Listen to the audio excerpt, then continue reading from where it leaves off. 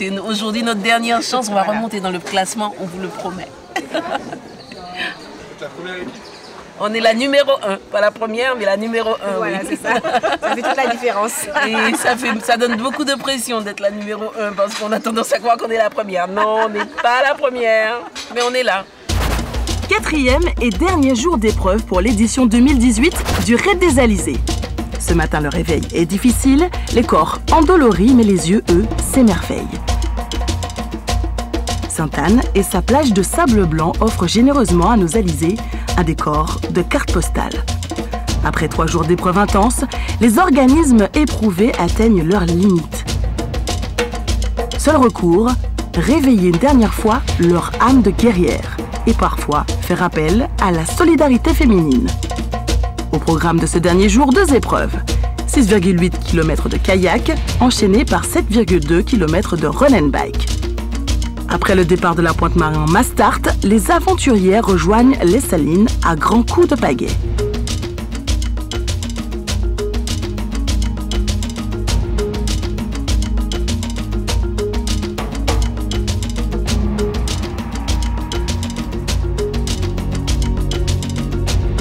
Une fois le kayak sur la plage des Salines, chaque équipe récupère un vélo pour 3. Voilà nos alizés partis à travers des sentiers techniques en bord de mer. Anse Moustique, puis Anse Caritan, avant de rejoindre le centre-ville de Sainte-Anne. La libération finale est proche. Les participantes laissent une dernière fois le vélo et lancent le sprint final jusqu'à la ligne d'arrivée. Victorieuse depuis le premier jour, la team CEPAC partage sa réussite et arrive main dans la main avec les Manu Angels. Ça y est, c'est terminé. Le sentiment du devoir accompli, toutes les participantes sont désormais une alizée un jour, une alizée toujours. Au bout d'elle-même, après 4 jours de compétition, de partage, de pleurs et de rires, le Raid des Alizés version 2018 se referme en ayant une fois de plus tenu toutes ses promesses.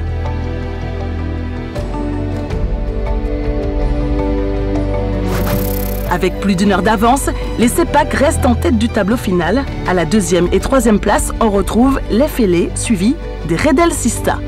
Composés de Coralie Balmy, Roxane Gabriel et de Jessica Meunier, les Capresses, elles, restent premières locales et conservent leur 12e place au classement général. Félicitations à toutes les alizées. Bienvenue dans le Flash du Raid. Aujourd'hui, nous sommes dans un décor d'exception, une plage de sable blanc à la Pointe-Marin à Sainte-Anne. Et je ne suis pas toute seule, je suis juste à côté de la rivière. L'ambiance bat son plein, je suis avec les frégates. Bonjour les frégates. Salut Vanessa. Vous venez d'arriver, mais une chose me frappe, vous avez toutes les 3 votre rouge à lèvres rouge. Ouais, c'est notre marque de fabrique. Exactement. On l'a voulu 100% féminine. Donc c'est une façon de revendiquer quelque chose, de porter ce rouge à lèvres. Simplement d'être élégante, même dans l'effort. Toutes les 3, vous êtes ce qu'on appelle des femmes actives. Vous travaillez, quels sont vos métiers? Alors moi je suis masseur-kinésithérapeute. Moi je suis ergothérapeute. Et moi je travaille dans le domaine de la vente et de l'esthétique. Donc vous avez un métier, êtes-vous maman? Moi j'ai 2 petits-enfants, Aïdan et Ohani. À qui on fait des bisous. À qui on fait plein de bisous, exactement. Et moi j'en ai 3, Loane, Farel et Nora. Comment on s'organise tout ça? Comment s'organise l'entraînement, la vie active à côté? On a été très très soutenus par nos familles. Merci papa, merci maman, merci tout le monde, les mamies, les grands-parents, les papas, voilà. Donc en fait on a organisé en fait depuis plusieurs mois, toute l'année. Ça a été des entraînements tous les samedis matins pour le kayak. Et puis VTT le week-end. Et puis après, sinon, entre nous, on prenait sur nos temps respectifs pour pouvoir faire les entraînements en course. Et puis le week-end aussi, on a fait des courses de trail organisées en fait localement. Ça veut dire qu'un raid réussi, c'est un entourage qui accompagne tout au long de la préparation? Et bien surtout, en fait, on voit bien que pour la préparation, si on n'a pas d'entourage, on est vraiment handicapé et on ne peut pas en fait se préparer psychologiquement déjà et physiquement ensuite. Pourquoi un raid en Martinique? Des 3 Martiniquaises, on se dit qu'elles auraient envie de voyager. Pourquoi faire le Raid des Alizés qui a lieu en Martinique? Je pense pour encore plus découvrir la Martinique, parce qu'on sait qu'on habite en Martinique, mais il y a plein de paysages qu'on ne connaît pas. plein d'endroits cachés. Et donc c'était aussi pour ça, c'était pour redécouvrir notre Martinique. Et puis on trouvait vraiment l'idée du raid multisport très sympa et ça nous a vraiment donné envie. Voilà. Alors, le raid des Alizés, c'est un multisport, mais c'est aussi une vie en bivouac. Est-ce que les 3 copines ont découvert des caractères différents durant ces 4 jours de compétition? Est-ce que le ton est monté? Le ton est monté, mais plus pour la partie sportive. En termes de stratégie ou de décision qu'on n'avait pas en commun. Pas tant sur le bivouac, au contraire, on avait le même gel douche, la même dentifrice, on s'est accordé le même rouge à lèvres. Voilà. Donc en fait, non, au niveau le partage, bivouac, tout le temps. on a partagé vraiment. Voilà. Donc ça, c'était pas une difficulté majeure pour nous. Au bout de 4 jours d'aventure, quel est le résumé de chacune? Qu'est-ce qu'on retient? Beaucoup d'amour, du dépassement de soi et du plaisir. Une aventure humaine fantastique, c'était génial, un dépassement de soi aussi, voilà, on s'est vraiment dépassé chacune et un super souvenir, je pense que ça va rester un très bon souvenir. Et toi Laetitia? Eh bien moi c'est du don en permanence et puis surtout réaliser en fait l'importance du corps parce qu'on ne se douterait pas de nos limites respectives. Je parle de toutes les filles indépendamment de notre équipe, mais vraiment enfin les ressources sont inépuisables, vraiment. Merci beaucoup les filles, profitez un maximum de l'ambiance. Hein. Merci, moi, je tiens à remercier vraiment tous nos soutiens du groupe WhatsApp, mais tout l'hôpital, le centre hospitalier Nord Caraïbes qui nous a porté. Merci à tout le monde. Voilà, merci, bisous. Merci la Martinique.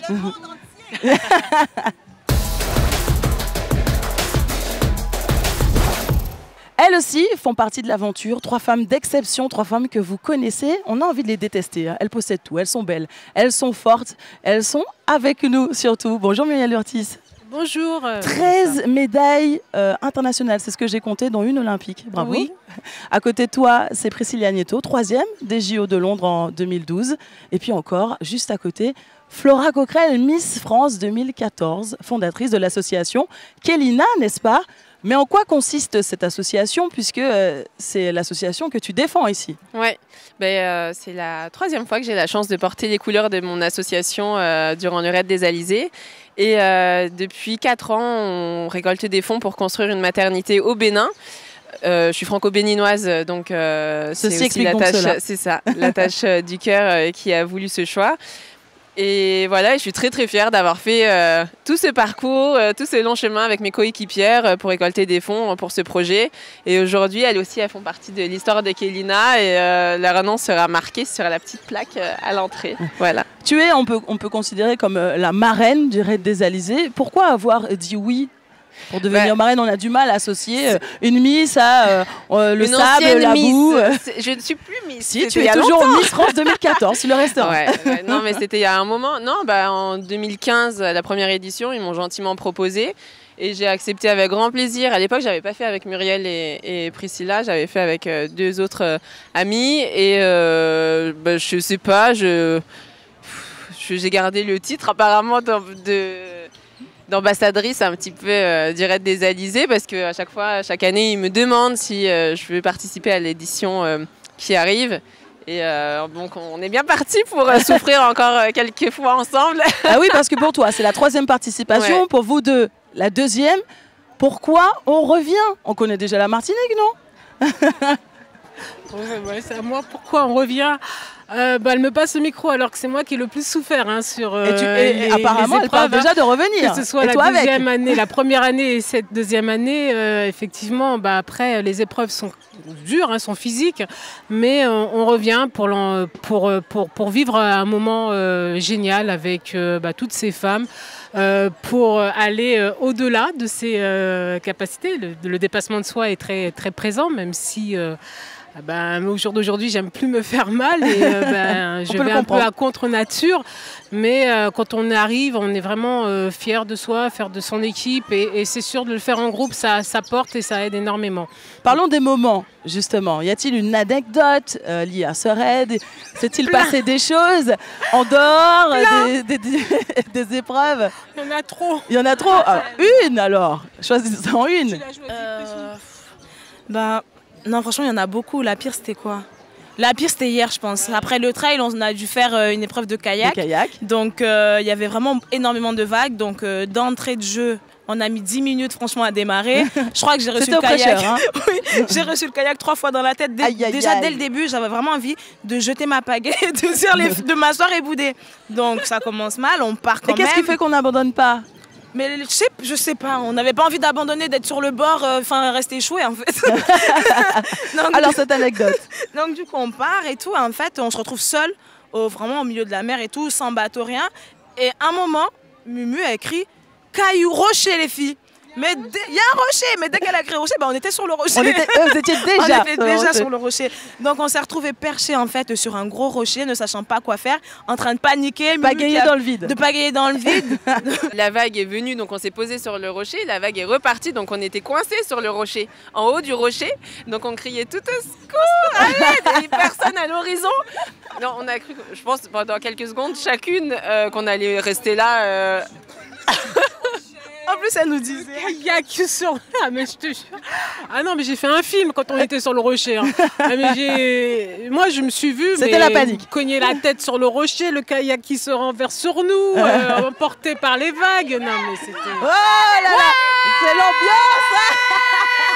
On est des alizés. On est des alizés. On est des alizés. C'est comme ça que ça se passe. C'est la bonne ambiance. On est des alizés. Vous venez de quelle région, mesdemoiselles? Bordeaux. Et par là vous le comprenez, hein, l'ambiance, ça se passe à Sainte-Anne. Hein. Venez nous rejoindre. Donc finalement, vous en êtes bien sortis de cette anecdote. Hein. Tout va bien. Donc qu'est-ce que ça représente pour vous? Là, on a bien compris, c'est la bonne humeur, la bonne ambiance, c'est ça, c'est la solidarité féminine. Bah oui, c'est ça. Mais c'est ça, c'est ça. C'est de belles rencontres. C'est vraiment être. C'est du partage entre nous. C'est voilà. Une odeur particulière. Voilà, ça m'éclate. En fait, tant qu'on le vit pas, on peut pas l'expliquer. Voilà, vous l'avez compris, ça se passe comme ça au Raid des Alizés. C'est à vous de le vivre. Et je suis vraiment heureuse d'avoir partagé ce moment avec vous. Je vous donne rendez-vous pour la prochaine édition du Raid des Alizés. Allez, je vous embrasse.